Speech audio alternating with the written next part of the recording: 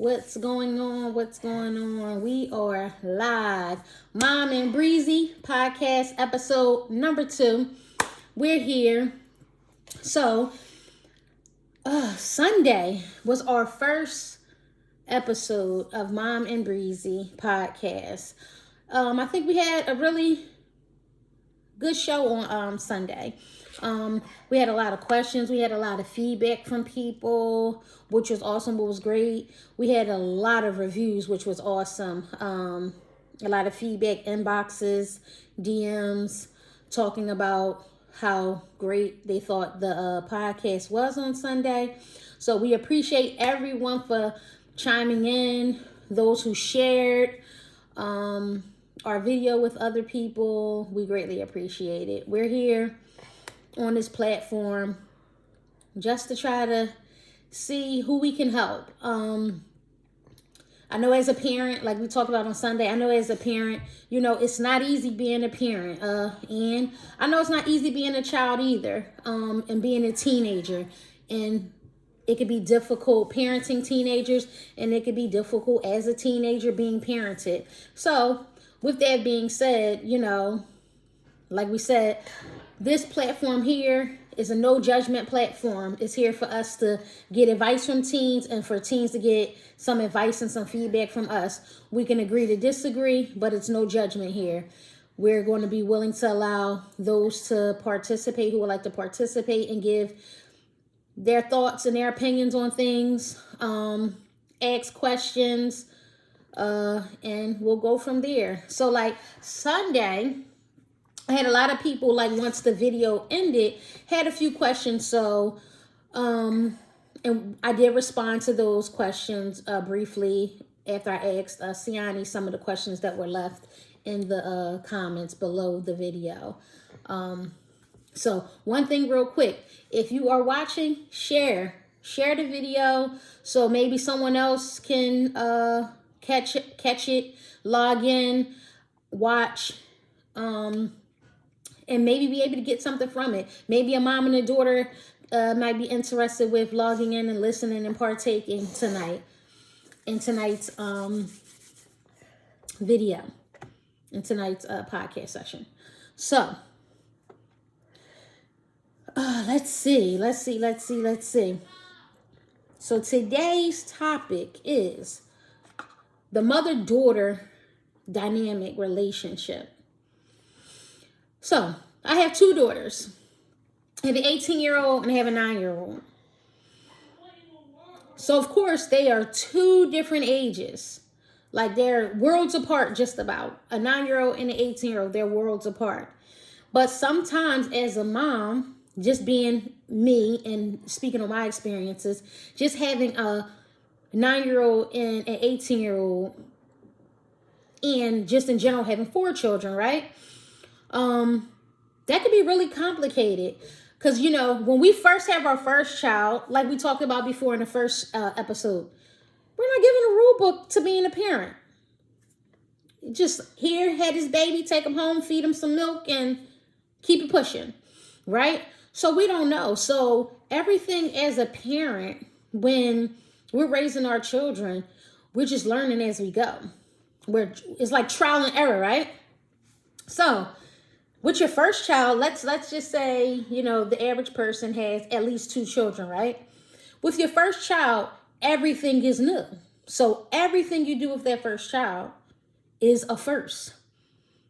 Punishment, discipline, academics, like everything with that first child is a first. But then when you go and you have more, you might do some things a little bit differently with your second one than you might have done with your first one.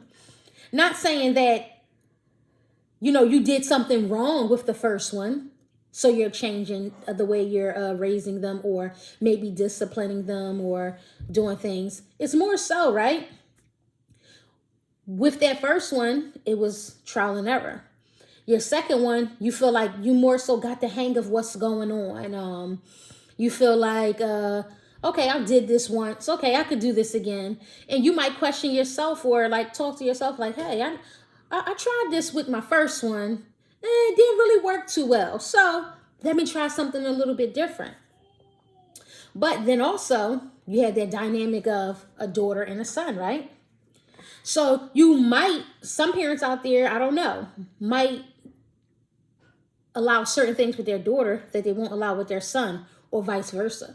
So if your first child was a daughter, you might do things a certain way. Your second child might be a son, so you might do things the total opposite because he's a boy versus a girl. So tonight, that's what we're here to talk about. The dynamics of the mother-daughter relationship, and doing some comparison and getting it from a mother's point of view and a daughter's point of view of the different treatment for the oldest child, right? And the oldest child who happens to just be, for us, it's a girl. And how those things can affect the relationship between a mother and a daughter, or just parents in general, though. But so for me, I'm going to start off with this. For me, I had my daughter, 18, had her first. So of course, I feel like I was a little more, not strict, because pretty much the same things are across the board. But for her, it was more like, more stuck with certain things and doing things a certain way. But now that I have had other children behind her, now my 9-year-old daughter, right? I try not to be as, I'm still firm. I'm still sturdy. And I still don't allow a lot of things with my 9-year-old that I didn't allow with my 18-year-old as well. But I feel like can say, personally speaking for myself, that for my 9-year-old, I think how do I want to say it? Kind of loosened the knot just a little bit with dealing with certain things a certain way with the 9-year-old, because I feel like the experiences I had with my 18-year-old, I feel like, I kind of sit back and ponder and think about it now, like, maybe if I had did this way, and maybe if I had not been as hard with this or with that, and let her be more outspoken and listened more, that things might have turned out a little bit differently with my 18-year-old, with certain things with discipline and different things like that. So with my 9-year-old now, my 9-year-old daughter, I try to do things a little less intense with her. Of course, no, she still can't spend the night over anyone's house, unless it's a really, really, really, really, really close relative, like a close aunt, things like that or whatever. Of course, she can't go with friends or anything like that. She's only 9. So if mom's not coming with you, no, you're not going. So things like that are still the same. But like just different things, I kind of let her express herself more than I think I did with Siani, because I was a first-time parent. I was learning as I went along. So for me, it was like, I'm the mom, you the daughter, you have to do what I'd say, period, And that's just what it was. I'm not here to say that it's right, but I'm not here to say that it's wrong either. But that's just what it was. I'm the mom, you're the daughter, so what I say goes. But now with my 9-year-old, I'm kind of letting her be her own person to a degree, be a little more freely and open with expressing herself and trying to listen more and let her kind of make her own, guide herself to a degree. And for the most part, I feel like maybe it could be just a blessing in disguise, or maybe they could just be two totally different people. And it's like, no matter how I would have treated my 9-year-old, if I treated her the same way as my 18-year-old, things probably still would have been good, going smoothly right now with her. Who knows? But what I can say is I have switched things over a little bit. And now I feel like it's a easier relationship with me and my 9-year-old right now, because, I'm kind of letting her be more expressive. I'm kind of letting her be more open and more opinionated, respectfully, but more opinionated, or whatever the case may be. So I think that that's helped. I'm feeling that that's helping me. So I'm going to take the good with it, that I feel like it is helping me and it's a good thing that I've chosen to do that flip of things. Because like with the relationship with me and my 18-year-old, I feel like had I possibly let her be more opinionated and express herself a little bit more respectfully, that maybe things might have been a little bit different. We're not here to cry over spilled milk, right? But the reality is, the thought is still there, like, maybe if I did like loosen up just a little bit with certain things, maybe it might have stirred her in a particular direction to be more open-minded and being more understanding as to what we were saying to her as parents, as being her mother, as me giving her directions and guiding her with different things. Like, she would have took it in a little bit differently and responded a little bit differently. So nonetheless, I don't know. So for me, that's kind of like where I'm at with it, is that's how I'm kind of working it out and hoping that it continues to go that way. And with my 9-year-old, and things don't change or whatever, and we'll just see how it goes, right? So now we're going to let Siani chime in and jump in and give her thoughts on, on her feedback on what she thinks, how she was kind of raised from a child's perspective from her mom, and just give her comparison to how she feels me as a mom raised her in discipline, as she watches me be a mom in discipline and raising her 9-year-old sister. So what's your thoughts, Breezy? Honestly, we was raised completely different. Real quick, she calls me right now I'm the Remy Ma mom to her 9-year-old sister. No, you was Remy Ma and he was Tupac to me. Oh, okay. You Alicia Keys and he Pop Smoke. Oh, okay. That's to the 9-year-old. Yes. Like, so we're two different parents raising her and two different parents raising the 9-year-old. So, okay, give your thoughts. So why do you say that? I say that because it was totally different. Like, some of the things, like, I don't know. I just feel like we was raised by, like, two different people. Anybody remember, what was that sergeant name over that movie? Major Payne? Yes. Oh, my gosh. I had two Major Paynes in the same household. We had the, like little push-ups and stuff like that over the cups, and we couldn't spill it or whatever. Like, that's how we was raised. And then, like, some of the stuff my little sister would do, I used to do, or my little brother used to do. Because my little brother, we around the same age.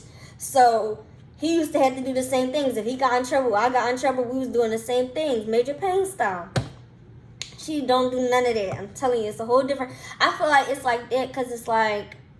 I guess it's like my mom said, like, she kind of like see, like she trying new things, basically, because she said parenting is like, like you try new things, you try to, if you felt like you went wrong, or not wrong, but you see like something didn't work out, maybe try different with a new child. But I still feel like we get two different, I guess because she's 9, I'm a decade older than her, I kind of get it now because I'm older. It's like, I don't really get punishment like that, so there's no reason for me, like, but I've always felt like we all live two different lives from her. and even if it's the two lives not intentional because the generation changed. Like, when I was younger, it wasn't like iPads.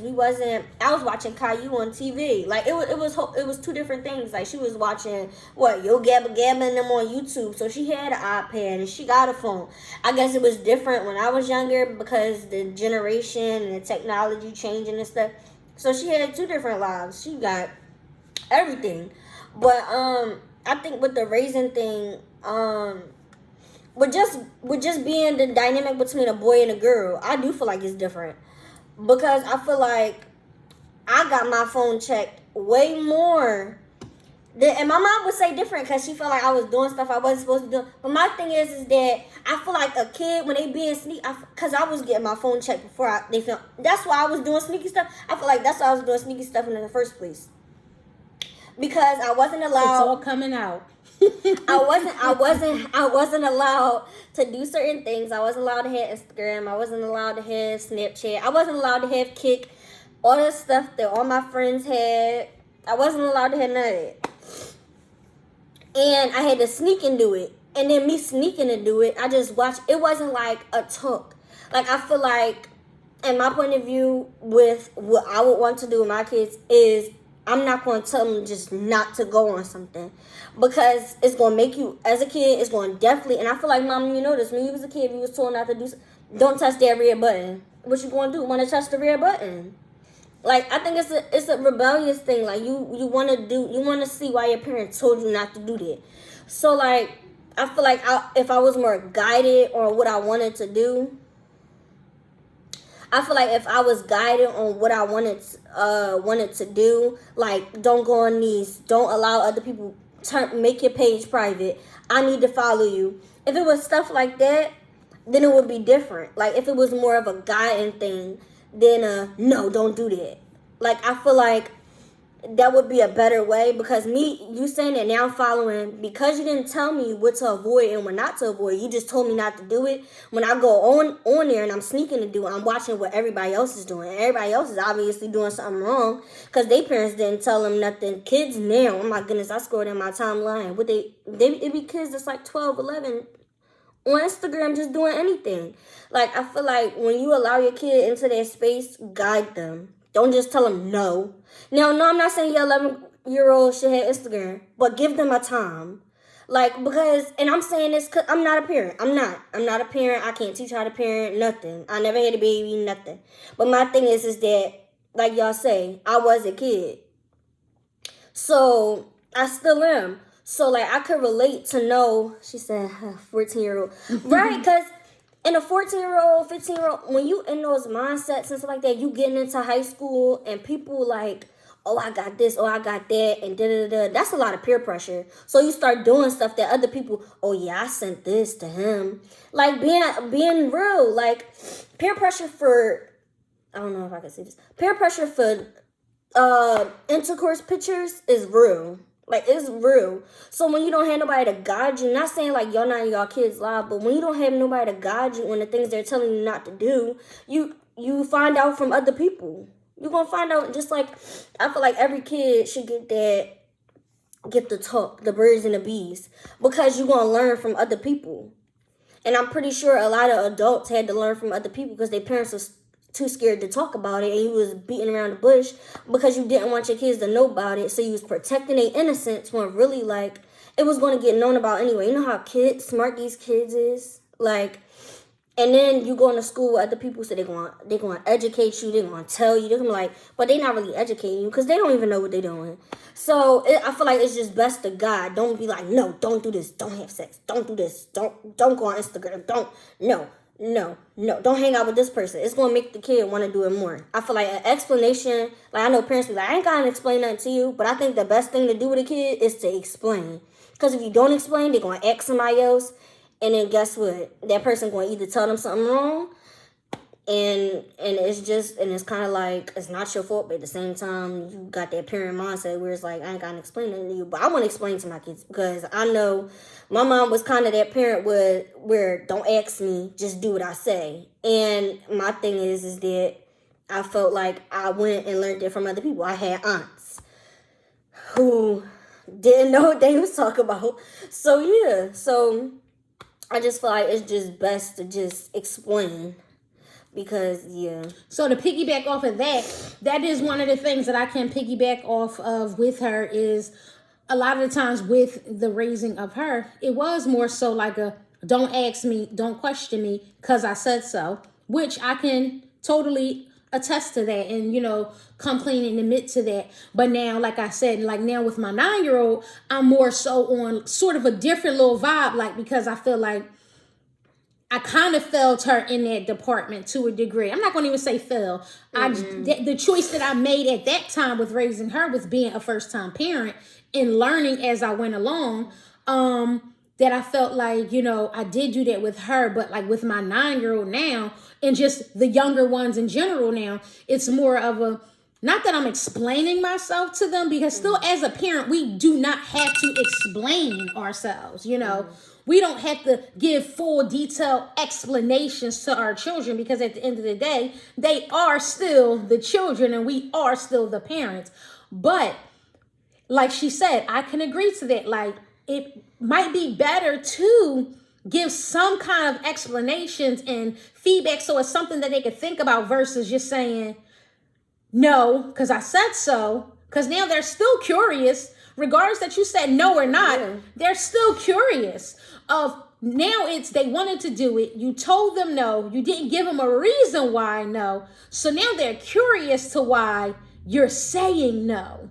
You know, so now that gives them more of a reason to want to be rebellious and, you know, start to look into it and try to see what it is and things like that. So I am with the younger ones kind of being a little more open-minded and being a little more expressive. I'm going to use the word expressive, not explain myself, but being a little more expressive with certain things with my younger ones. I feel like it's teaching, not explaining, because that's the word we'll use. Explaining yourself, like, and I've always, I kind of always got the sense why my mom said, because I remember she explained it to me or taught me that, like, I can't always tell you why, don't ask me why, because, like, there might be a situation where it's something like detrimental and I tell you something and then you question me, so it makes the situation even more worse.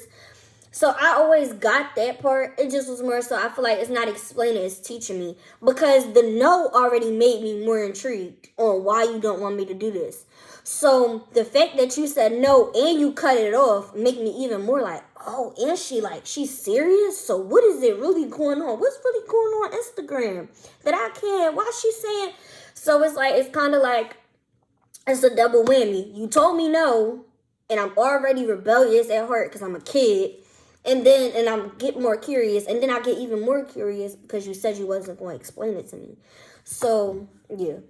So, let's tell the people. You 18 now. You can't get in trouble. What? How many times did you sneak an Instagram or social media before you were actually allowed to get social media?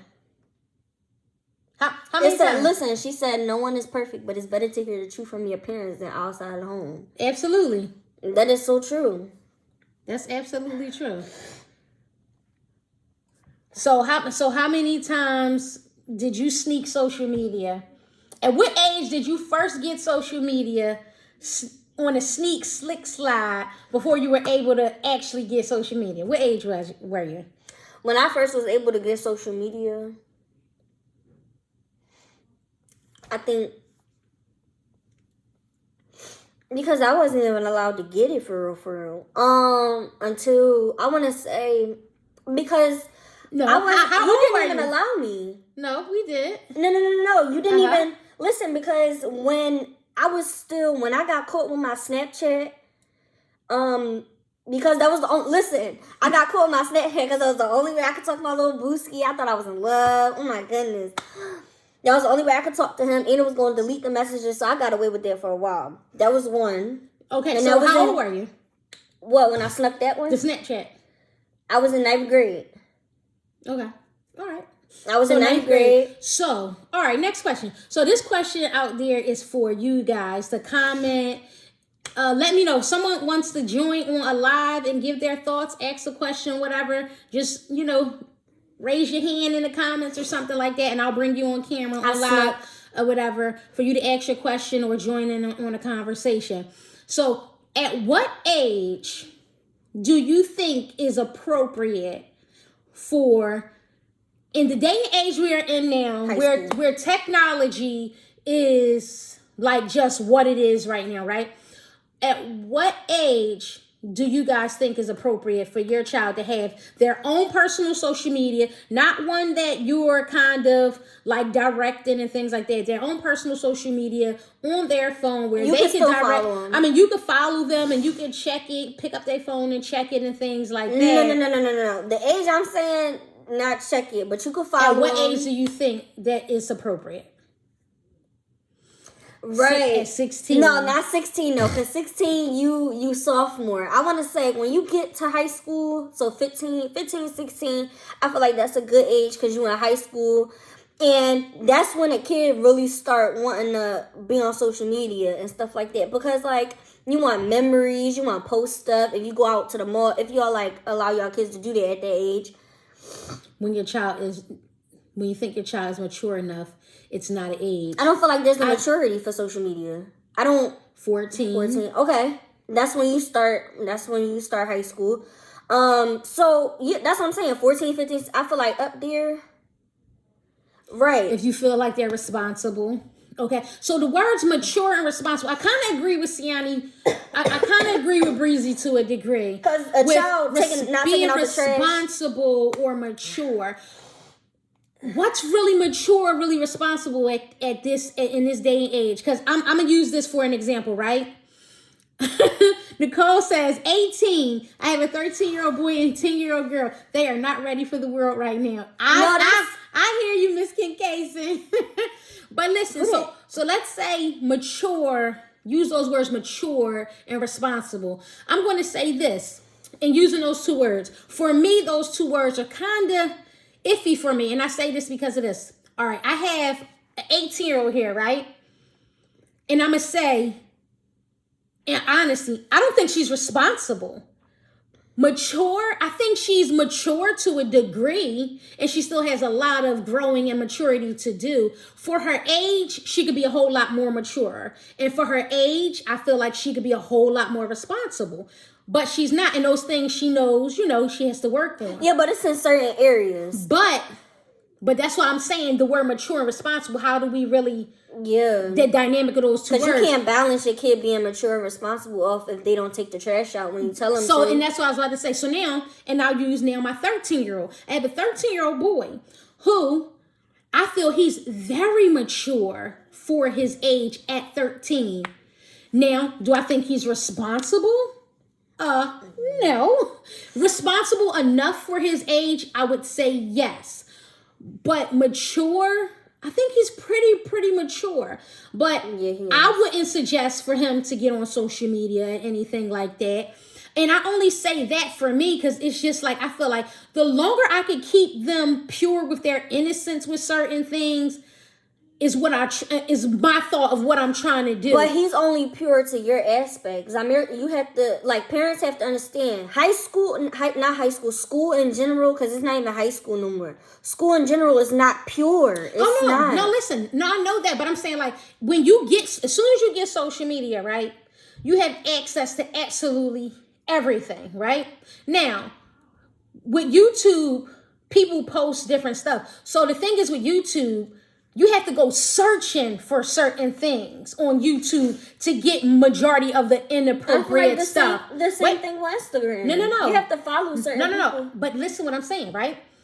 For YouTube, you have to technically, to really come across some really inappropriate stuff on YouTube, you have to search and look for that stuff, right? But for social media like Instagram, Facebook, if you have individuals, like especially if you're following like these celebrities or these YouTube famous people, Instagram famous people, things like that, right?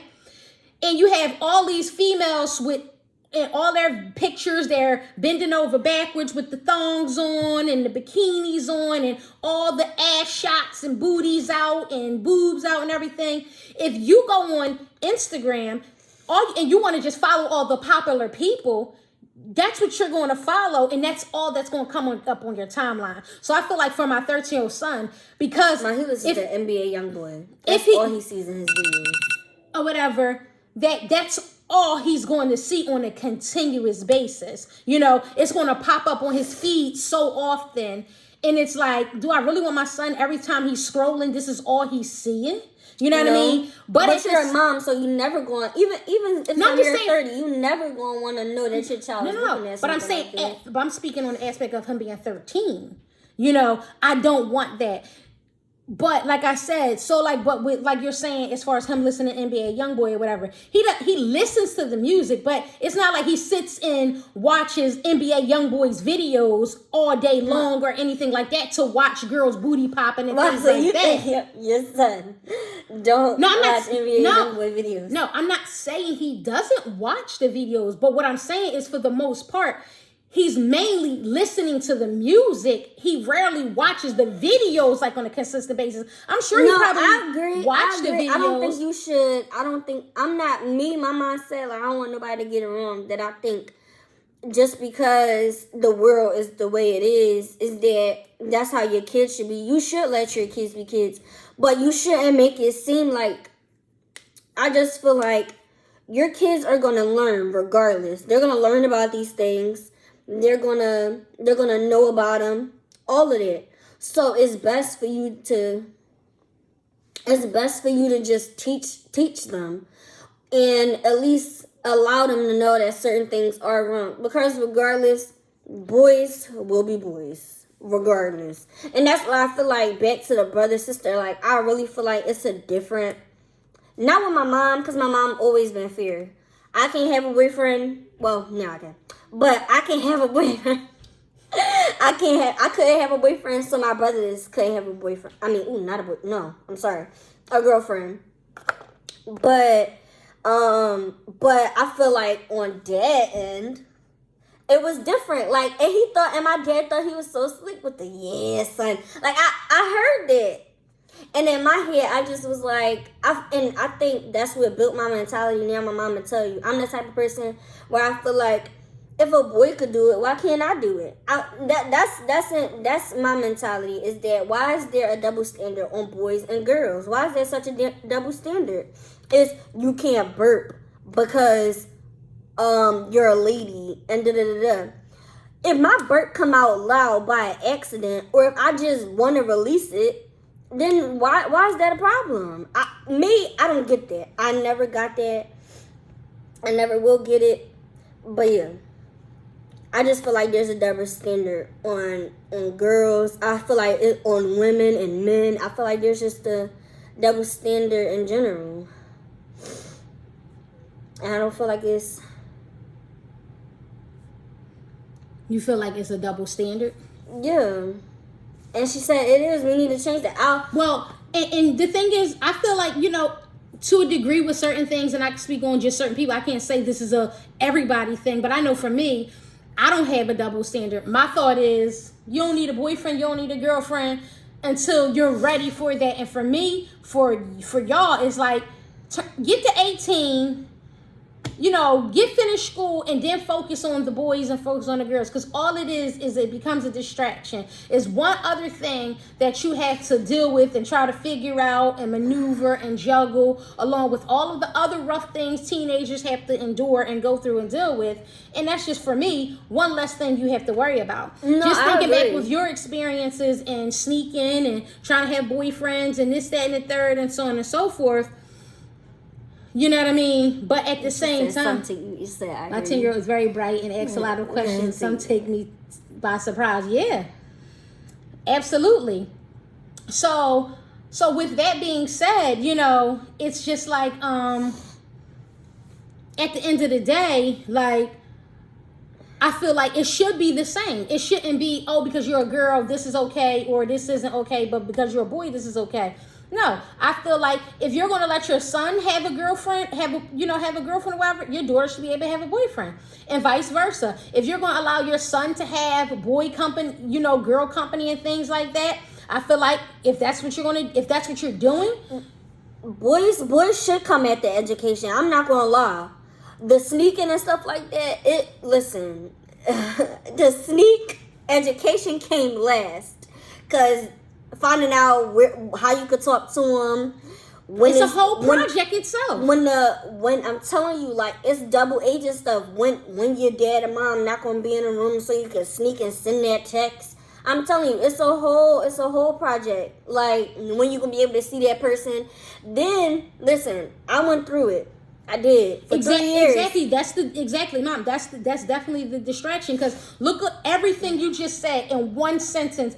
Everything you had to do to try to have that relationship. But even still, think: what if you were okay to do it? If your parents said it's okay for you to do it, it's still a distraction, right? Because you still trying to figure out how y'all gonna meet up and still do your homework. How y'all gonna hang out and do this together and that together. Honestly, that wouldn't have been a problem. that wouldn't have been a problem. Because the people I like, and I'm gonna just put this out there, the people I like got straight A's. Okay, they got straight A's. They was always in school. They ain't never miss. Well, the one person ain't never missed a day in school. None of that. That wasn't the problem. It was the fact that sneaking and even now, like, I'm not even gonna say that, like, because with the 3 year, like, trying to sneak and all of that, like, it's just, then it become heartbreak, like, because that person getting tired of the fact that they can't talk to you, they can't see you, and boys gonna be boys to work the lie too much to work to sneak. Yes, it is. But when you really like somebody, and I really liked him, I felt like it was worth it. But now I don't feel like it was. Because you had to experience it, right? So now, like, I'm my senior year. I'm graduating 2 weeks. I'm in my senior year, and I had my first open relationship, like, where I didn't have to sneak nothing. I was able to come to my mom and talk about it. If me and my boyfriend had problems, I came to my mom and talk about it. But I had my first, and I had to break up with him because school and trying to keep up with and make sure somebody else is happy, and you trying to make yourself happy. Experience is definitely your best teacher. You're absolutely right. Because not everybody is like that. Some people will experience something and go downhill. For me, I feel like experience was my best teacher. I feel like I need to experience something. Just my dad and my mom always said, see, I just need to bump her head. And that's me. I really do. I really just need to boom. And just like the iron, he was like, don't touch the iron, don't touch the iron. And for me, the iron wasn't hot. I didn't care what nobody said. So I touched it and I found out it was hot. That's how I experience things and I learn things. And some things I will just catch on to and just be like, okay. And then a lot of things I need to bump my head. And what was I about to say? Oh, like, literally, like, I was dating him and I started to get, like, depressed and stuff.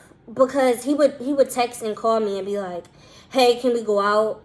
And I would be like, I have to work or I have to do homework. And he'll be like, oh, I'm not seeing you and da-da-da-da. And then it was just because a very sweet boy, very sweet, opened doors for me, bought me flowers, like the sweetest person ever. But the thing is that it wasn't making me happy because I felt like I was disappointing him. I felt like I was disappointing myself because my schoolwork. And I felt like I just was putting too much work on myself. And I feel like being in a relationship is a second job. Just like being a parent is a second job. I feel like you got to make sure that person is happy. You got to also make sure you're doing what's best for you. So in my head, school came first. So I ended up breaking up with him. And I agree. Like, education is first. And then the boys could come. So, yeah. I agree with it. I wish I would have knew that 3 years ago. But I didn't. So... like you said, experience is the best teachers, right? So sometimes we got to go through some things and we got to bump our head and we got to experience some tough situations and, things like that in order to move forward and, do certain things a different way to get that experience. And like you said, the blessing with you was you were that individual who needed to bump their head to experience it, to redirect you and get you back on track, right? As to where that doesn't always work for everybody. And I think that for me as a parent, knowing that, right? That's why I feel like I was so hard, and no matter, in the back of my mind, I knew some things you got to experience, some things you got to experience. You got to let her experience. You got to let her experience it. But at the same time, it felt like I didn't want you to, I wasn't sure if you were going to be that individual to bump your head and regroup. You know what I mean? I wasn't sure if that was going to be you or you was going to be that individual who bumped your head and it sends you down a spiraling path to where now it's so hard to save you at that point. So I felt like it was my job, and I still feel like it's my job to continue to push and push you and guide you and kind of beat you in your head with the knowledge so that you get it, you know what I mean? So that you don't make those mistakes, because like we said, we know we got to learn from mistakes, but sometimes when you make certain mistakes, some people don't bounce back from those mistakes. Learning and over the years and over time and just being the experience with you, at this point, it's like we feel like you are the individual who got to bump their head to figure it out. And you're going to know how to detour and work your way back. But it just doesn't work that way for everybody else. It doesn't. Like, some people would have did what I did a couple months ago and would have wound up on some other stuff, like downhill. Like that's, and then there's a group of people who would have start doing stuff like to be able to doing drugs, doing something strange for some change to survive. Yes. And then there's people who's like stuff. me who tried to learn from it or tried to survive on their own or use what they was taught. Like some people wouldn't have did that. Like that, like one little comment, that girl told me, like, I think like 2 weeks after I had moved in, she told me, she said, because we was hungry, and she said to me, she said, oh, we're going to go over my sneaky link house. My sneaky link, she was like, you got to do whatever he tell you or whatever, because he give a lot of money if you do whatever he say. No. No. Now, any other person would have jumped onto that bandwagon because they was hungry. No. So, but that's the thing. You had that willpower. Everybody doesn't have that willpower. And like I said, you had people praying for you. You had people, bumping their head to pray. You had people on their knees praying. You had people standing and praying. You had people showering and praying. Not everybody has that, that backing behind them of support and saying, this is what we're going to do and this is how we're going to, be there for her and be of support. Like at the end of the day with you knew the choices that you were making were poor choices, right? But you also knew deep down inside in the back of your head, you knew that you had a good support system, exactly, a great support system behind you. And at any given moment, when you were ready to do what you needed to do the right way, those people were going to be there waiting for you, ready for you, rooting for you, and preparing and helping you get back on track. Everybody doesn't have that, so that's why when it was time to throw in the towel, I did. Because I didn't throw in the towel at certain points because it was just like, I could do this. Like, I think it was one of those things where I wanted to build strength. Because say that, listen, my worst fear, and I'm going to put this all out. My worst fear, and I know it wouldn't happen. Well, I don't know, but I do know. Like, you know what I'm saying? Like, I'm not God or nothing, but I know it would never happen, but I don't know if it would never happen. My worst fear is, God forbid, my mom leaving today or tomorrow, and I don't have nowhere to go. Because my fear is that he not going to let me live here no more. Because of how much I put them through. So my fear is him not letting me live here no more. Or whatever, and putting me out. And then what am I going to do? But at least I got that experience to be like, all right, I know I got to do this. I know I could do this. I know where to go. I know where, boom, boom, boom. I know how to listen, go somewhere, rinse my mouth out, go to the job that I'm still going. Listen, I know how to just. Raina, you're absolutely right. People praying for her too. You're absolutely right. People praying for her too, I'm sure. She just might not know who's praying for her and probably just don't feel like, nobody cares enough for her. And her will is just definitely different to making the best decisions. You're absolutely right. What you were saying? I was just saying, like, if I didn't have that experience, I wouldn't know what to do. I would just be out, just stuck and paranoid. Like, and I feel like, and like I said on Sunday, like, I feel like having strict parents and them always telling you, that was one of the things that it did explain a lot to me is why they didn't want me to go nowhere, why they didn't. So knowing all that stuff or whatever, and like just seeing stuff in general, like just the paranoia, like I would have just been paranoid. Well, I still am, but I'm more calmer because I was taking trains by myself. I was figuring out, I was in the middle of nowhere trying to figure out, because I never been in South Philly, like how to get out, how to get to North Philly, how to get here, how to get there by myself. Like when I didn't have that girl with me no more, because she knew the streets more than I did, and she was kind of teaching me the ropes. So just that experience alone, like if I was stuck up here, I know where to go. I know what bus to catch. I just feel like that experience in general was just, and I think I know how to make good decisions in my free will.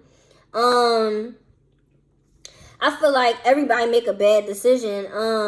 But my thing is that I don't regret that decision that I made. And I said that Sunday. I don't regret that decision because I always been home and coddled, not coddled, but like, you know what I mean, you were coddled, okay, coddled and put in a household, and it was everything was given to me, not given to me, but y'all know what I'm trying to say. I was spoiled, and the girl told me that. She said, "You spoiled, ain't you?" Da da da. And she would make little remarks, and in my head, I'm like, bro, like I really was. Like I don't even know what to do. I don't know where to go. I had to find out how I get a birth certificate if I didn't have one, or a social security card. But being out and doing that, having that experience, and being forced to do it now is things you know how to do now. Yeah. And I wouldn't have known how to do that still living here. I wouldn't have. Even because it was still you 18. I feel like I agree with allowing your kids having freedom, because I have a friend who's younger than me, and she got that stuff down, and she didn't have to run away to get that stuff. Like, and I feel like you can't teach street smarts. You can't teach it. I don't feel like you can. I feel like it has to be learned. I don't feel like you could just be like, oh, this is what you gotta do, this is what you gotta do, this is what you gotta do, and you force somebody. Thank you, Raina. I don't think that you could tell Zamir. I don't think I could tell Zamir my experience and just throw him out there. No. I think he would have to learn that himself. Well, of course, I think everything in life you learn at some point, some kind of way. A lot of things you can't teach. Like a teacher can teach you arithmetic, a music teacher can teach you notes, but it's some things, like you said, I don't think street smarts can be taught. But a parent or someone who has knowledge of just being in the streets and having different experiences and things like that, I feel that, not that it can be taught, but with them talking to you and giving you their experiences and giving you feedback and guidance and things and trying to like guide you down certain roads and things like that is sort of kind of teaching you street smarts. But of course, at the end of the day, you have to get out there and experience some things to say that you have street smarts, if that makes some sense. Yeah, if you guys want to chime in, like, what do you guys think about that? Like, as far as street smarts, do you think street smarts can be taught? Is that something that can be taught, or is that something that's like one of those things that you just gotta kind of jump in, teeter-totter and jump into? And not saying just throw your kids out to the wolves like I did. You kind of learn from it, because something like that for me is like was always been a fear for me. Is like we didn't raise our children like in really like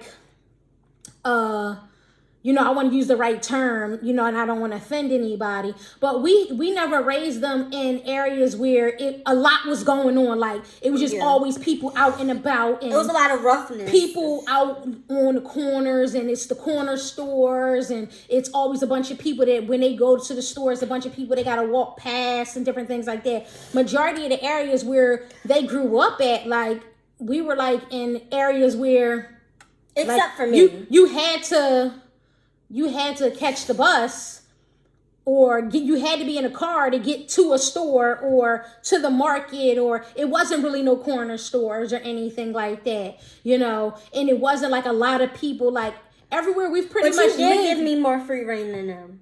You did. Because wait, let me finish. And then, like areas we lived in, it wasn't really like a lot of kids always out. A lot of kids always outside and things like that, like up and down the block running around and, free like that. Majority of the place we live, it's quiet. Always was older people, really quiet blocks and different things like that. So they never really had to, weren't those kids where kids are knocking on the door saying, hey, is Siani coming out? Is Zamir coming out to play?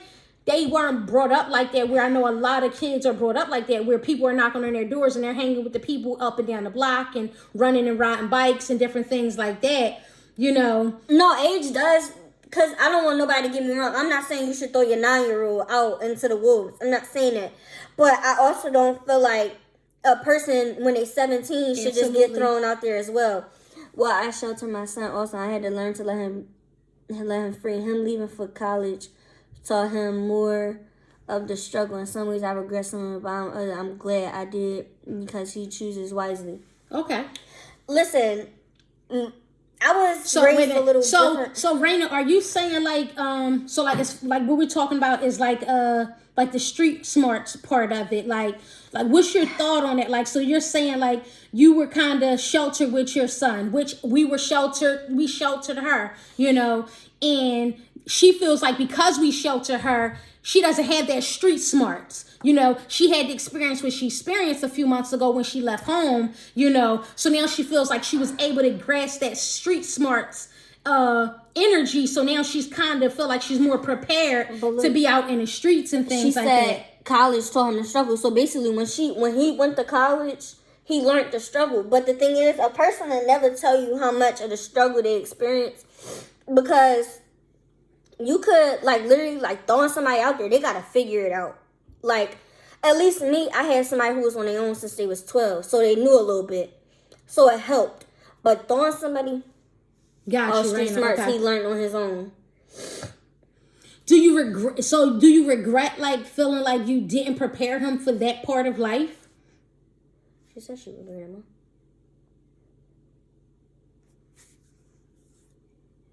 On our own, age plays an important role. There's a reason why certain things are prohibited based on age, because you have not yet gained the wisdom to make the most appropriate decisions. Absolutely. But in speaking on that, right? That's why social media, we're talking about all of this stuff here. Social media, it's an age limit to all of that stuff. Even though, of course, kids now, it's easy. All you got to do is fake a birthday and all of that stuff to get on the social media and stuff like that. You know what I mean? But it's like, that's why it's age restrictions on it and stuff like that for that purpose. So that's why it's like they give these age requirements and age limits, right? But then it's like they give you have to be 13 or let's say 14 to get on Instagram, right? But of course you create a fake birthday and make your birthday to where you're 14, 15 years old, right? But if that's what it's saying and your parent is agreeing with that same thing, it's like, is the parent wrong? No, the parent isn't, because for one, it's their reasoning why they're saying no, right? But also, Instagram is also saying, we don't think you're mature enough to be on this platform.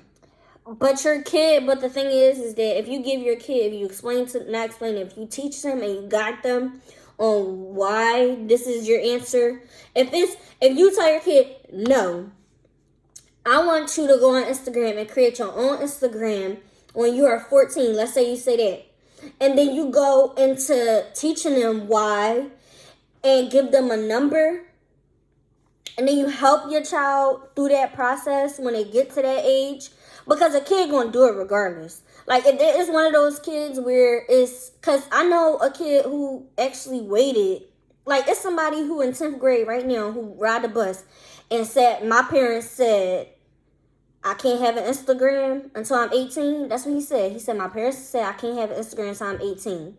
And he goes by that. Because can I have an Instagram? No, I don't have an Instagram. My parents said no. It's kids like that. And then if you got the curious kid, like me, then I feel like it's better to work with them than to work against them. Because your kid is going to do it regardless. They're going to do it. I feel like your kid is going to do it regardless. Your kid, that's how I feel like your kid going to curse regardless.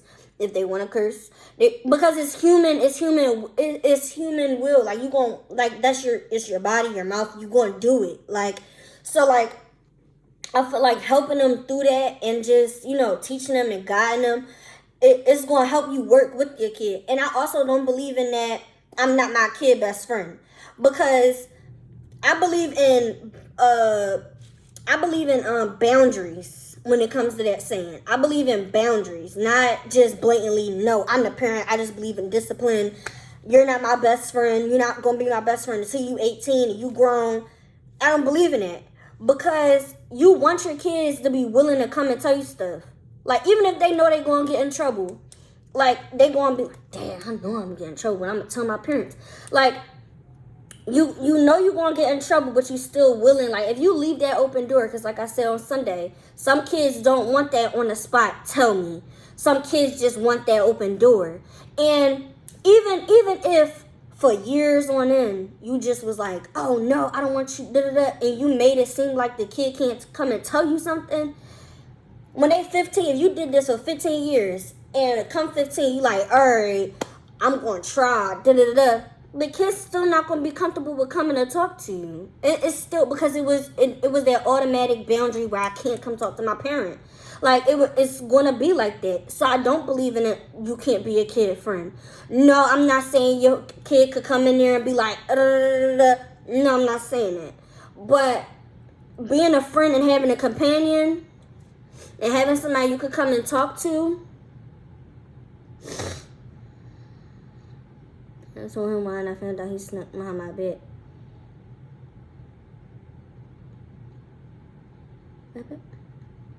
What's that? Wait, did she say she wanted to come on there?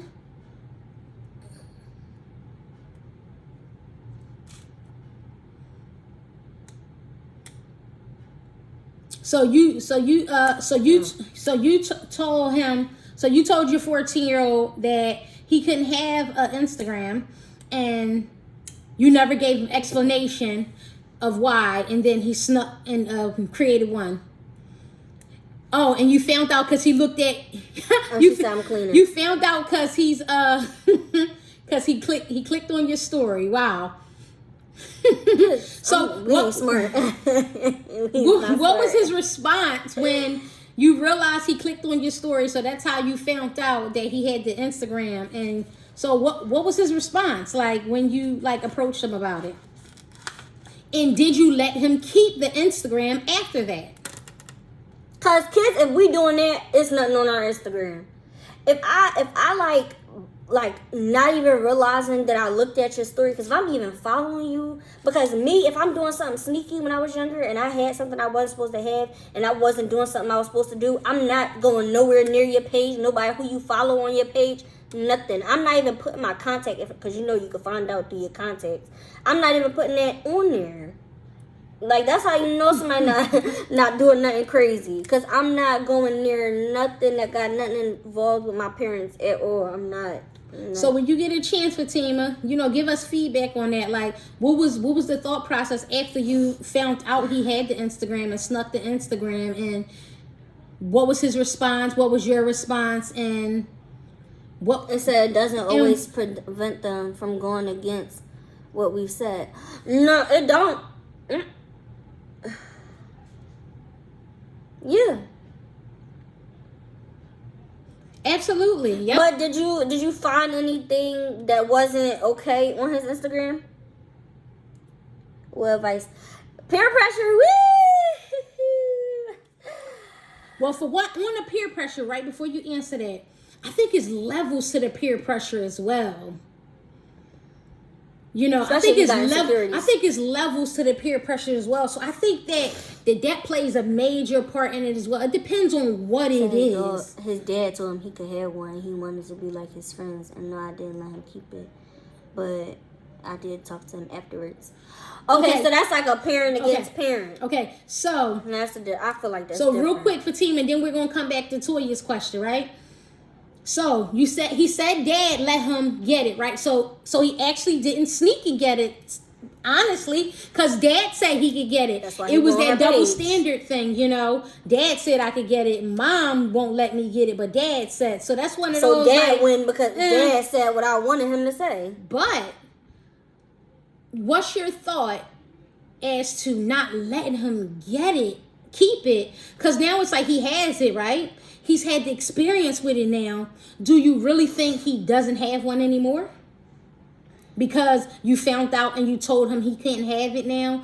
Like, do you think that he just honestly doesn't have the Instagram anymore because you say he can't have it? Because now he's had the experience. It's almost like one of those things like, And now he's going to be mad at her because dad said yeah, and now mom shut it down. So get back to us with that response, Fatima. Siani. Toya said, how do you deal with peer pressure? And what's your advice that you can give? The non-custodial parent. That's another topic, Tima. That might be next. Another day. That might be next time. Okay? Because I know a lot about that. With peer pressure now, like, through high school, I did peer pressure one time. Me, I'm very independent. I I got my own mind. But I think with peer pressure, I did peer pressure one time. And I don't feel like I want to put myself out there, but I think I should put myself out there. So, remember I mentioned earlier, Kick. Everybody had Kick. Everybody. It was the most popular app at the time. Instagram wasn't that popular. No, Snapchat, because Snapchat, Kick was going at it. So, Kick was better than Snapchat at the time. So everybody was going on Kick. It was a little messenger thing where you can messenger people and stuff like that. It was like Messenger. You just messaging people and stuff. And I was told I wasn't allowed to have it. And me, I didn't understand why I wasn't allowed to have it because it was like a messenger app. But to my parents, it was still social media. So I had it. I met a boy. And, I was young. So I didn't know what to do, and I was told I couldn't have it. That little curiosity kills the cat.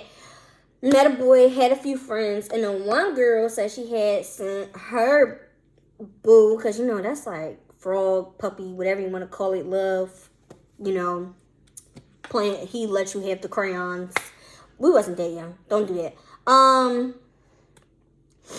No, peer pressure doesn't need to be a verbal. It don't need to be do it. Cause even if it's peer pressure to where you just a friend like, yeah, I did it. So now you like, I did it, so she did it, so should I do it?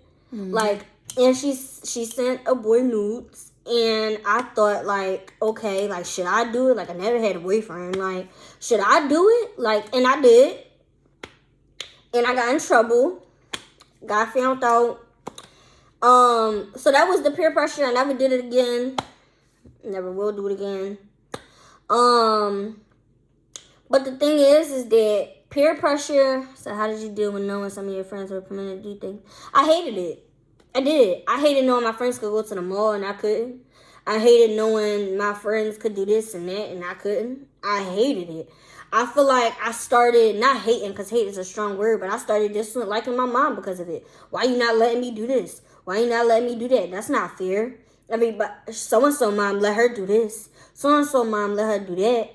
It's just, I think, as a kid, you compare things. You do. Like, and I think that's what came with the religion aspect of it, too. Like, being so strong against my religion as well. Everybody else get to wear this.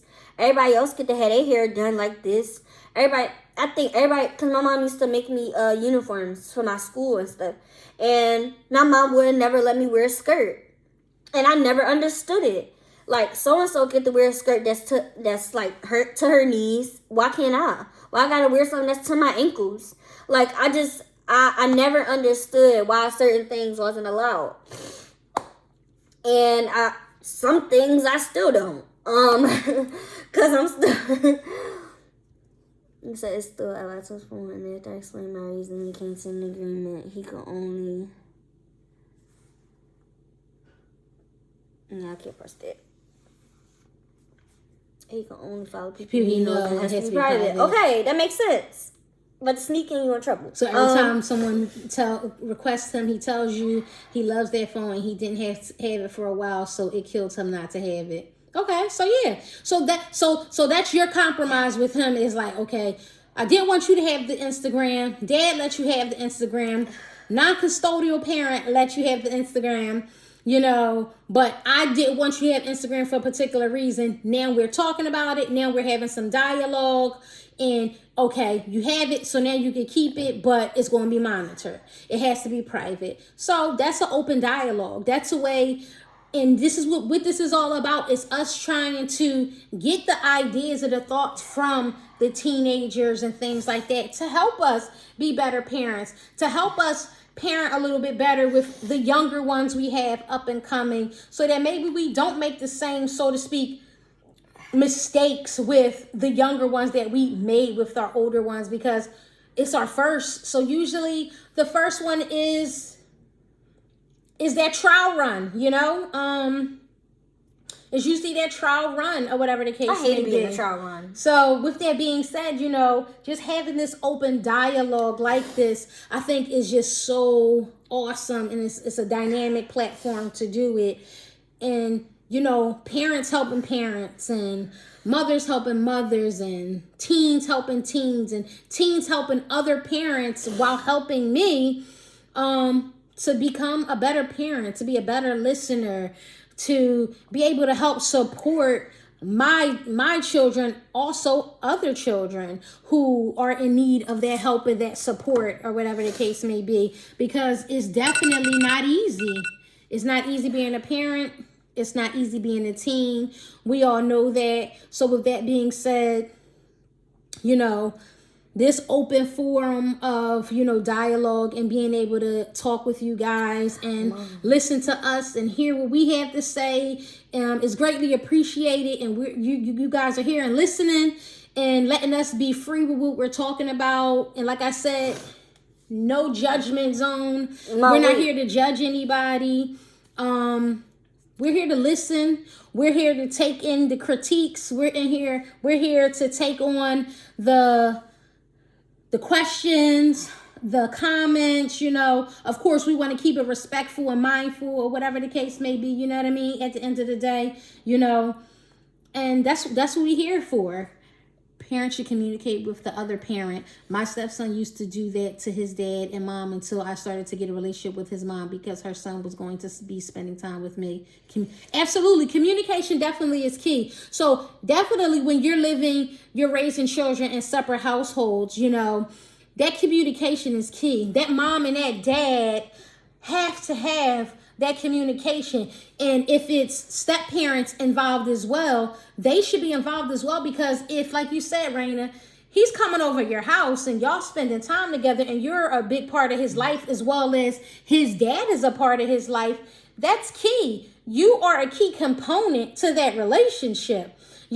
But sometimes that's a difficult thing that's a difficult thing sometimes with the other parent when you have those blended families where, you have those step parents and the other parent. Sometimes you have that mom on the outside who's like, oh, stepmom, she ain't got nothing to do with my kid. This is my kid, and that's our kid together. So, that becomes a dynamic in the relationship, and it makes it difficult for that step parent and that child, because if you have that outside parent, like with that mentality, like, that's my son, this our son, or this our daughter together, this is our relationship, that step parent don't have no right to say anything. But it's no truth into that. For me, if it's a blended family and it's a stepchild and step parent involved, absolutely all parents should be involved in everything across the board, because you all play a key component in that. And then like that, with that,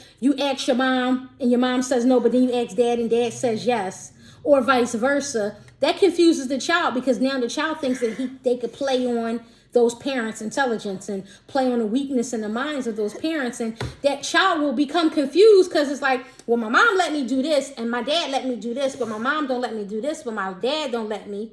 So every time mom says no, you go to dad and dad says yes. It's going to forever be turmoil and confusion going on. So absolutely, communication is definitely key, always. Things I didn't appreciate as a child, I definitely appreciate now as an adult. Absolutely. So that's I'm not an adult and I appreciate some stuff. That's important, some stuff I don't understand. Thought, because when we're young, we look at things like, oh, our parents are being mean. Oh, they're not being fair. Oh, they won't let us do this. Oh, they won't let us do that, right? But then now when you become adult, you start to look back on things like, wow, okay. Now I can see and I can understand why my parents were saying this, why they wouldn't let me do this, or why they wouldn't let me do that, and things like that. So I can agree to that as an adult now, I do appreciate certain things that I was probably told no to when I was younger and coming up, or things I wasn't allowed to do or participate in when I was younger and coming up and things like that.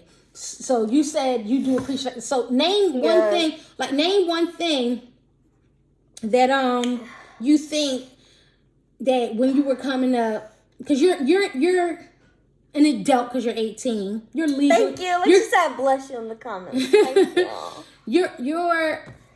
You're legal because you're 18, right? Mm-hmm. So like, just name one thing that when you were growing up that you was like a pet peeve of yours, right? You know what I mean? That was a pet peeve of yours, but now you really appreciate it in being 18 now.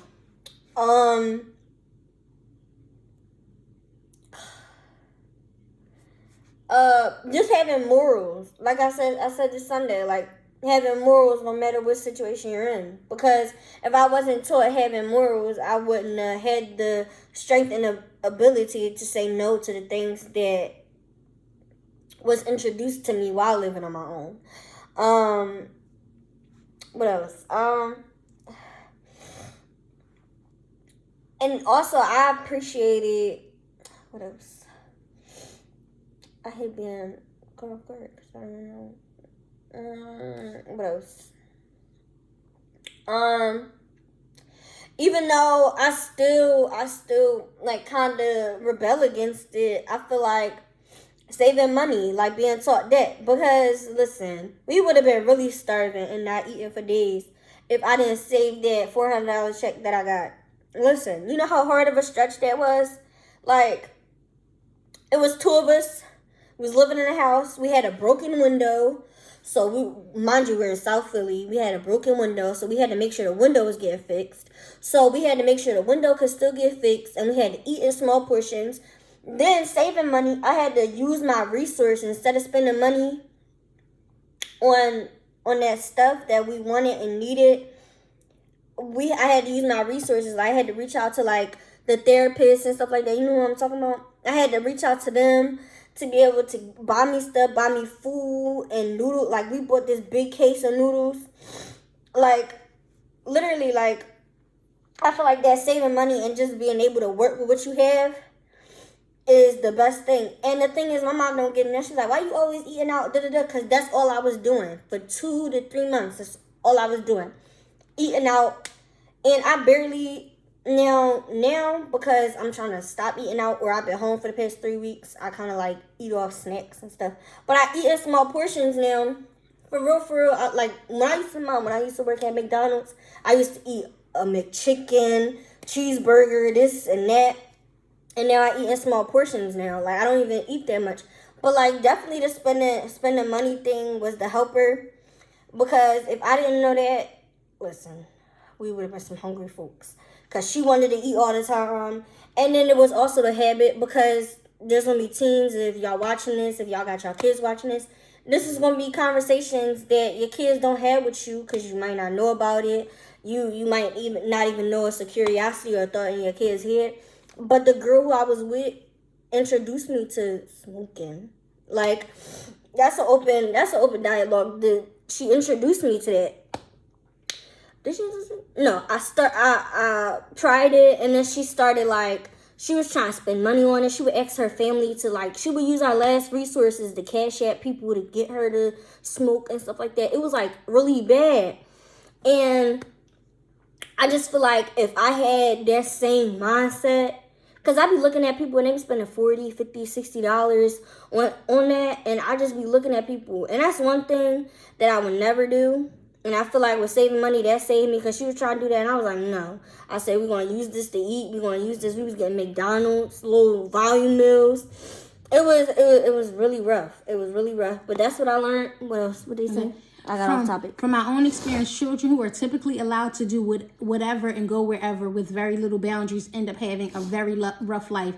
I used to hate it when I was a child. But I also noticed those were the same ones who became teen moms, etc.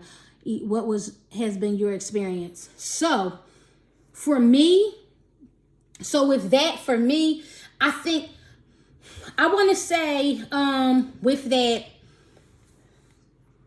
I agree with that 75-25, or I'm gonna say 50-50. I agree with that. I agree with the 50% because, like you said, most kids who are able to just go freely, go out and about, do whatever. Parents aren't really checking up on them, and really guiding them. They're pretty much raising themselves. Those are typically, usually, the ones who end up pregnant early, the ones who end up caught up in a bunch of mess and a bunch of nonsense and different things like that. You know, for the most part.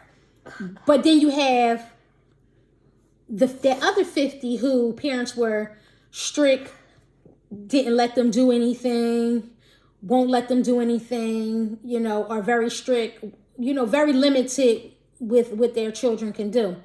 But then they turn out to be individuals who, the moment they turn 18, right? Go wild. Just go wild. So they go to college. You have, and whether they go to college or not, sometimes those are the ones who just completely go wild and start getting high and drinking and smoking and having sex and this, that, and the third and getting all caught up. And before you know it, they only been 18. But you don't have to turn 18 to do that. No, I'm just saying. But once they turn 18, you know, they're pregnant 2 weeks into being 18, or that individual is the one who, where their parents were so strict in this and the third, they snuck and you swore that your child was so innocent because you didn't catch anything, and then they're the ones who pop up home pregnant at 16, and you like, well, how did this happen? Because I didn't let you do this and I didn't let you do that.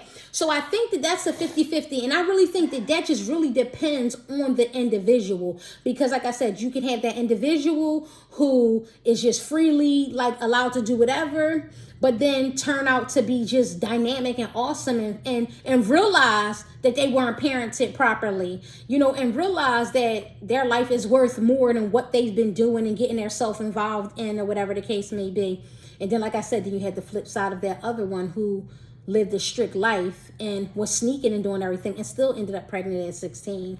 Or, you know, the individual who, you know, lived a strict lifestyle, whatever, and they kept to their parents' rules and guidelines, and then turned 18 and just lost it. Them strict kids, know? They find a way. They find a way. But like I said, it depends on the individual, because it depends on the kid. It definitely does. You have that strict that teen whose parents are strict and they just go by the guidelines. Like you said, the individual who's in 10th grade who parents said he can't have Instagram, and he's following that. And he's in 10th grade and he's abide by that. But you'll have another 10th grader who parents says that, and they got Instagram, Kike, because I had it all. Facebook, Twitter. I had it. I'm 18 now. Like I said, I had it all. Everything, you know. But they find I even had Facebook at one point. My mom ain't nobody at one. But they find a way to not allow their parents to see it, you know. But so I guess, you know, so Toya, so that's my response to that. I would say that, you know, I think that's a 50-50 to that for me. I really just think that with that, it just really depends on the individual. Especially nowadays, it really depends on the individual. Mom, now that you like you raised me, you did it in like 2 weeks, you'll be like, she made it, right? And now that you achieved what you achieved, what do you think you would do differently now? Like, how old do you think you allowed your kid to do the things that I wanted to do? So I'm going to say it still depends on what it is. Like, say Kadia said, hey, Mom, a couple of me and my friends, she just entered she entered high school. She's about to turn 15. And she said, hey, Mom, she showed you that she's able to, like, go places by herself. Or even if you drop her off, she says, hey, Mom, me and my friends wants to go to the movies. Would you allow her to go? It depends. Those aren't easy questions for me to really give you a response to directly right this minute. I feel like she would let her. Because I feel like it's like that with the last child always. Because what happened with, who? Well, no. I feel like that's with the last child. But no, this is what I'm saying. So it really depends, for the simple fact, like, it's a crazy world out here. So for me right now, I'm saying, like, let's say you dropped her off because she 15, like she don't really know her. Like way I said, yet. it's a crazy world out here. People crazy, people don't care. You still want to drop her off to the movies? I don't know. I might say, you going to the movies, cool. What movie y'all gonna go see? I'm in the theater next door, or I'm going to the same movie, but I'm not gonna sit in the same row as y'all. 15. But this the thing. And you dropped her off. This the thing. You dropped her and the friends off. Okay, but this the thing. You're not a parent either. You're still 18, but you're not a parent. it's a crazy world out here right now. So y'all telling me, everybody, so y'all telling me if y'all 15-year-old, she doing good in school, and you drop her off to the mall to go, even if it's just the movie theater, you're not going to let her go? And you pick her up? You tell me you're not going to let her go? That's what, like I said, it just depends. Because, like, she's like, bargaining with you, even though all her friends taking a bus and they about to have fun on their journey. She's still bargaining with you, like, you could drop me off and you could pick me up. Mm-hmm. No, I understand exactly what you're saying. There, because I feel like that's where parents, y'all think y'all being there is the superhero. No, because, Mom, that's, listen, I've witnessed that a lot of she's like, I would be in that movie theater too. But what if something happened in that movie theater? What are you able to do? Oh, I'm able to do a lot. Mom, you're not Captain America. No, I'm not Captain America. But if that person did something in that movie theaters, whatever the scenario is, the mass or whatever, anything, you are not. I'll be right in the back. Right in the back. That's suffocating. That's what y'all parents. That's suffocating. Listen, I'm bargaining with you. I'm saying you could drop me off. You could pick me up. I'll text you when I'm ready to leave. Everything. You know all who gonna be there. I'm being honest. I've been an honest kid. Listen, because I know Kadia. Kadia is very honest. I'm not saying that I might not allow her to do it because I don't trust her. I don't trust the world. Mom, what I don't are you trust going the to people. do in that theater if something goes down? You're saying that it's a lot that I could do if something goes down in that theater. It's something that me as a parent that I'm going to be more alert to, and more young people. I mean, adults. Let me explain it like this, right? Adults. Now she's not letting your sister go at all. You are saying too much. Right, listen, so let me explain this, right? I'm going to put it to you like this. I'm not saying, she said no. She said no, period. No, I didn't say no, though. I said it would depend. Like, right now, I'm not going to say no. I said that. I'm not going to say no. What if she say you just walk through the mall? But this is my theory. This is my thought. Your thought is, shut up, Toya.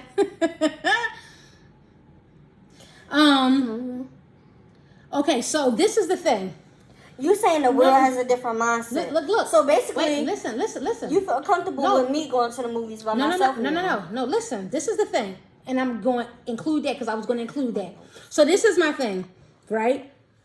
Adults do the same thing too, though, right? Adults aren't as alert as they should be too nowadays. But what I can say is, when you have these teens and these young people out and about, right? What's going on? They're in tune to what they're doing, and that's it. They're not focused on what's going on around them. They're not focused on what's going on next to them, behind them, nothing. They're in tune to what's going on with what they're doing. So they're in tune to the cute boys that's in the next row up. They're in tune to the popcorn or the nachos that they just bought, and they're eating, and the candy and the jujubes that they're eating that they purchased at the movies. They're in tune to all of that different kind of stuff. They're just watching the movie. You know what I mean? So for me, I feel like, to respond to what you're saying, I feel like if she was to ask at 15, Mom, can you drop me off at the movies? I don't know. For one, she's only 9 right now. So we got some years till she turned 15 anyway. But in the moment, let's just say for Pete's sake, right now today, she was 15. Excuse me. And she said, Mom, can you take me to the movies today? Drop me off. Me and my friends want to go to the movies, something like that. In today's society, 9 times out of 10, I would probably be like, well, what movie y'all trying to go see? Who all's trying to go or whatever? I'll chaperone the trip.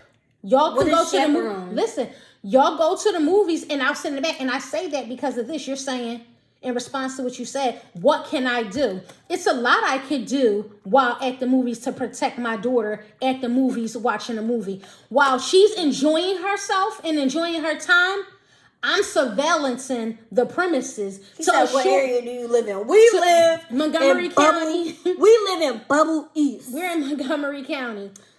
So listen, let me finish. So for me, That's my protection for my 15-year-old daughter. While she's enjoying and having fun with her friends, I'm watching and making sure she's safe in the event, she was, getting caught up into something, right? I'm aware of it before she's aware of it 9 times out of 10, and I can possibly save her from harm's way. Now, you at your age that you are now, you're 18.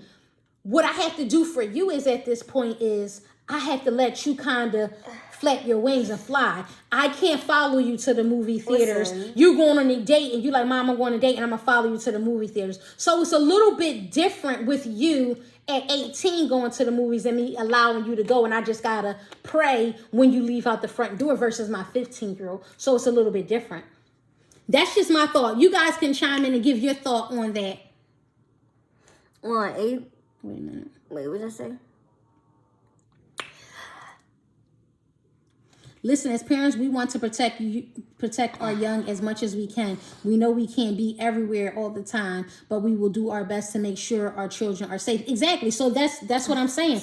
Wait a minute. We're going to do our best to make sure you're safe as long as we possibly can. So at 15, yes, I might be in that theater with her. Now at 18, no, I'm not going to be in the theater with you unless like we're going. Not be in that theater with me. Unless we're going to the movies together or we're going as a family. But if you're like, Mom, I'm going with my friends to the movies or I'm going on a date to the movies, of course not. I'm not going to be in the movie theater with you. It's just different. And like what Toya said, we protect our children as long as we can. And usually up until 18 is where we kind of got to let go. And let you guys flap your wings, and all we could do is really pray and hope for the best when you leave out of our presence. The worst is not sneezing. So, you gotta sneeze. Where we live at, we would most likely go to the King of Prussia, the theater in King of Prussia. Wait, there's movie theaters in King of Prussia? Or the movie theater in Plymouth, because we live in between there. I did not know that. But I like to go to the one at Plymouth because that do not be crowded at all. And they got the little recliner seats. I like to go to one. As a mom, we can't even go to bed peacefully unless we know y'all home safe. It's just the mother's intuition, and we are going to do our best to protect our young, although it may seem overbearing. Now, y'all will thank us later. Trust me, absolutely. Yolanda hit it on the nose. When I say she hit it on the nose.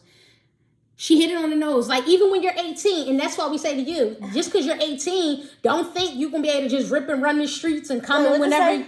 Wait a minute. You think you're going to be able to come in whenever you want to because you're 18 now? Because no, when I lock my doors up for the night, I need to know you in and you're safe. I'm just going through the window. I don't want to go to bed knowing that you're outside in the streets and you're not home safe, because I'm not going to be able to sleep, because my thought is she on her way home? Is she going to get here safe? Did something happen? Is something going on? What's taking her so long? So then it's going to lead me to keep texting and start texting you 1,000,001 times. Then that's going to become annoying to you, because I'm texting you and things like that. Did you do that?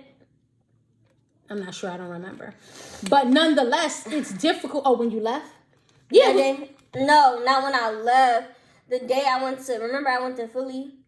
Oh, I don't remember. I don't recall that day. But nonetheless, you know what I'm talking about. We can't sleep unless we know that you guys are safe. It's not an easy thing. So our job is to try to do our best to make to make sure you guys are safe. But it's a difference between making me feel safe and making me feel suffocated. I feel like even now, being 18 and I'm allowed to do stuff, I just feel like everybody like, oh, when you get older, I know when I get older, and even now I appreciate some stuff, but there's some stuff where I look at it and I'll be like, I felt like I was suffocated, and that's what made me want to leave and stuff like that, because I felt like I was so Wait, didn't she say something about Naya? Absolutely, Toya, exactly. Like, because she got caught in that situation, fight broke out at her dance. You couldn't go with her on her dance. I'm sure if you could, you would have went right on that Spirit of Philadelphia with her on that dance, because, like you said, we want to protect our children at all costs, right? Like you said, she had a good time. She did have a good time, but a fight broke out when they got off of the boat after the dance. And Naya didn't know how to maneuver. She was stuck. Kids were getting trampled and different things like that. So, yes. So, all we can really do is, in certain situations, like you said, educate our children. Kids just fight these days, especially for TikTok challenges and stuff like that. So, it's going to be like that for everything now. But that's the thing. We educate our children. And it be brawls. Like, people warn Naya. I'm telling you, this TikTok stuff is serious. Like, I be in the middle of school, and somebody just punched somebody dead in the head for no reason. That person did nothing to them, nothing. Just throw something at their head, water bottles, glass bottles. I'm telling you, it gets serious. You in the parking lot, Fatima? I know that's right. Listen. That's what I'm saying. Walk through the mall. Don't make me know that you're there. Yeah. Exactly. Because if you do that, because I'll be cool, because I don't know. So I'm thinking, yeah, we at the mall, and I'm not going to know you there. Absolutely. But yeah, it's crazy. I'll warn Naya, because it's getting, my son, I still sit up. Exactly. And your son is 22 years old. And he lives on his own? Well, he's in college now. But he's away at college. But when he's coming a college home, graduate. Oh yeah, matter of fact, yeah, he graduated college, and like you said, but you're still waiting up for him when he come home, right? Because you just want to make sure they're safe. He still live with her? Raina, does your son still live with you? Cause that's crazy. If moms really do that, like even if your son don't live with you no more, you still. Oh, mom, I just went out. You still gonna be up? Fatima, you're absolutely right. The streets don't love nobody. Siani's not having kids. Siani's not having kids. You know what? And that's just the reality of Fatima, really. You know, we got a flashback to when we were kids, right? We didn't believe nothing. We didn't believe our poop stunk, and we thought our parents was being mean, and they were rough on us and things like that too. So we didn't understand, and we rebelled, and we didn't listen as well. And then when we became parents, certain things clicked to us, like, oh, that's why my parent was saying this, or that's why they wouldn't let me do this or let me do that, right? Cool, absolutely. You know what I mean? So with that being said, now she's the child in the seat that we were once in, right?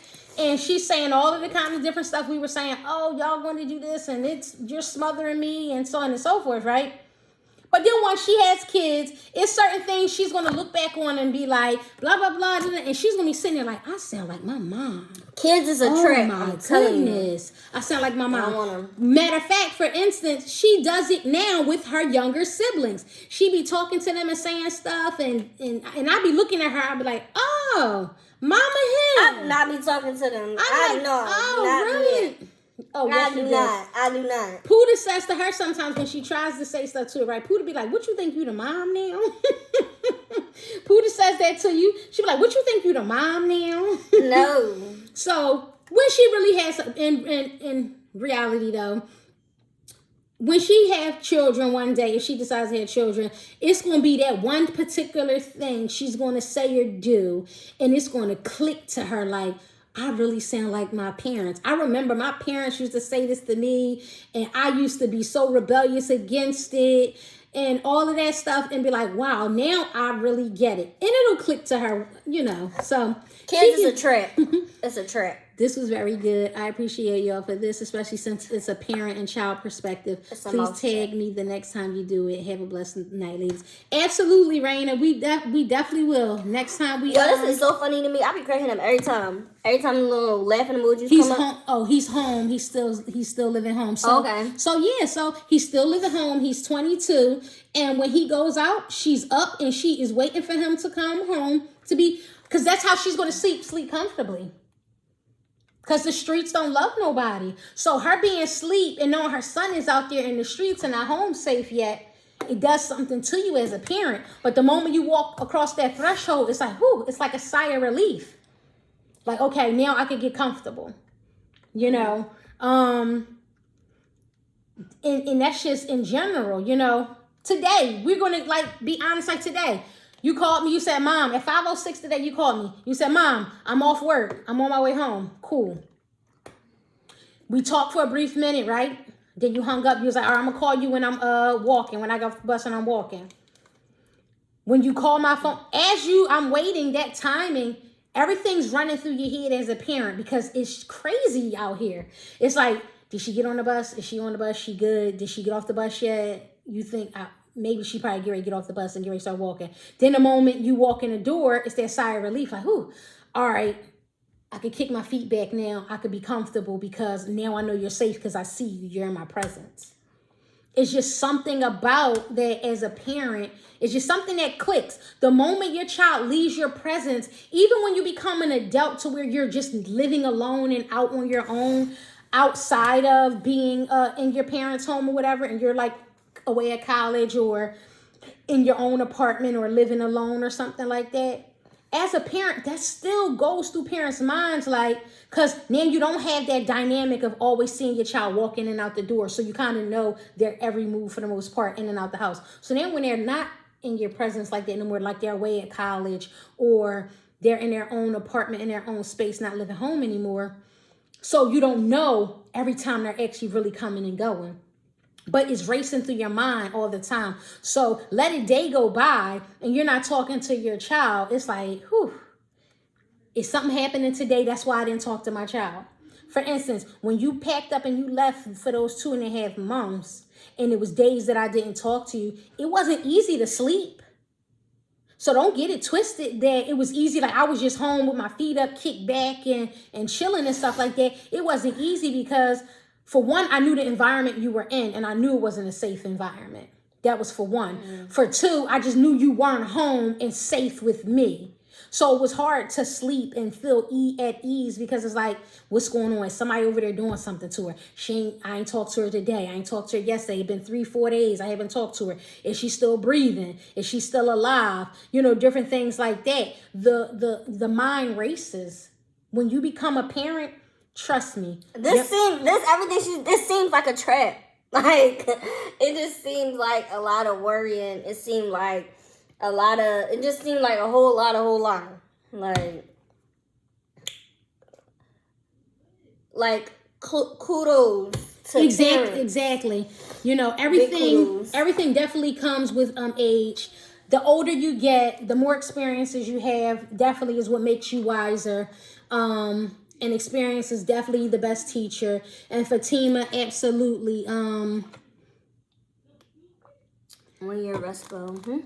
The worry never goes away, even when y'all grown. Exactly, it doesn't. When you become grown, it absolutely doesn't go away. You still worry and you still have that fear, especially with the world today. You just have that worry, like, I ain't talked to my kid in 2 days. What's going on? Why I haven't talked to my kids in 2 days, my child in 2 days? You know what I mean?